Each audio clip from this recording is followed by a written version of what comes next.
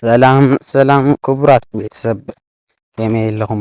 ከምቲ ኣነ ሰላም ዘለኽዎ ሰላም ክትኮኑ እናተመነኹ ሓዳሽ ዘርእስታ ሓቀኛ ፍቕሪ ካብ እግዚኣብሔር እዩ ትብል ንእሽተን ናባኹም ከብላ እንተፈቲኹምዎ ሼር ላይ ኮፒ ሊንክ እናገበርኩም ናብ ኩሉ ክባፃሕ ግበሩ ምብርታዕኹም እውን ኣይፈልየኒ እና ናብቲ ፅሑፍ ከብለኩም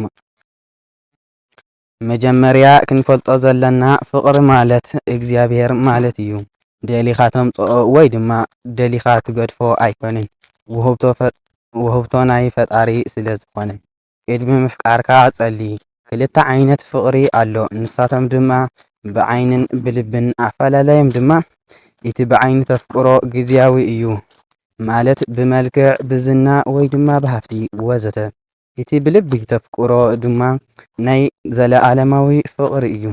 ምክንያቱ ከዓ ኩሉ ግዜ ብልብና ተኣዘዝቲ ስለ ዝኾንና።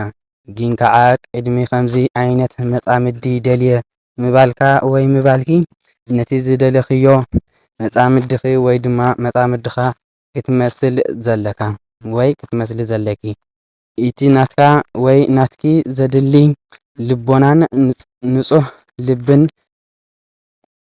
ጥራሕ እዩ። ድኽመት ወይ ጌጋ ናይ መፃምድኻ ወይ ናይ መፃምድኺ ክትሽፍን ተዘይክኢልካ ነቲ ተፍቅርዎ ብቑዕ ኣይኮንኩምን ማለት እዩ።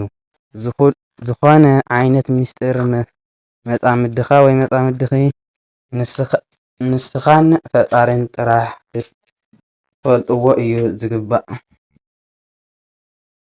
ከምቲ ሰማይ ብሓይሊ እግዚኣብሔር ጠጠው ኢሉ ዘሎ ሓቀኛ ፍቕሪ እውን ብእምነት እዩ ጠጠው ክብል ዘለዎ። ብኡ መንፅር ከዓ ሰብ ናይ በባዕሉ ፀገም ወይ ጎደሎ ኣለዎ። ስለዚ እንታይ ክብለኩም ደልየ እየ፣ ፍፁም ፈጣሪ እምበር ፍፁም ሰብ የለን።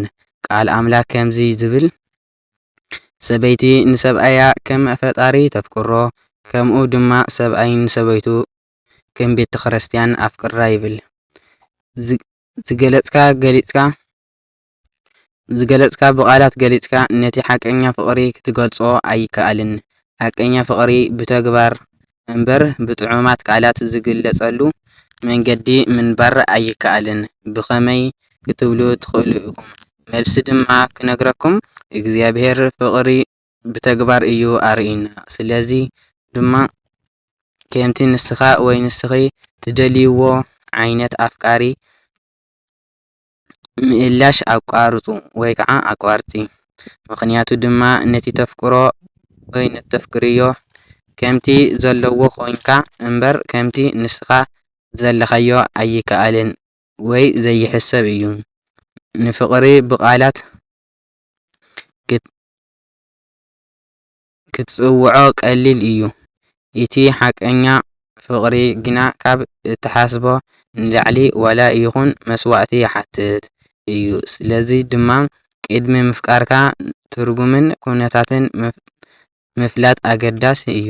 እቲ ልዑል ፈጣሪ ኣጀሚሩ ዘፈፀመኒ ክብርን ምስጋናን ንዕኡ ይኹን። እግዚኣብሔር ድማ ሓቀኛ ፍቕሪ ይዓድለና ይዓድልኩም እናበልኩ ኣሜን። ነዚ ሓሳብ እዚ እንተፈቲኹምዎ ሸር ላይ ኮፒ ሊንክ እናገበርኩም ናብ ኩሉ ክባፃሕ ግበሩ። ብትትገብሩለይ ምትብባዕን ሓልዮትን ድማ ከይመስገንኩም ክሓልፍ ኣይደልን። ኣነ ምሳኹም ዘለኹ ታሪኩ እንታይ ገራዊ እየ። ዘሰናይ ይምነየልኩም።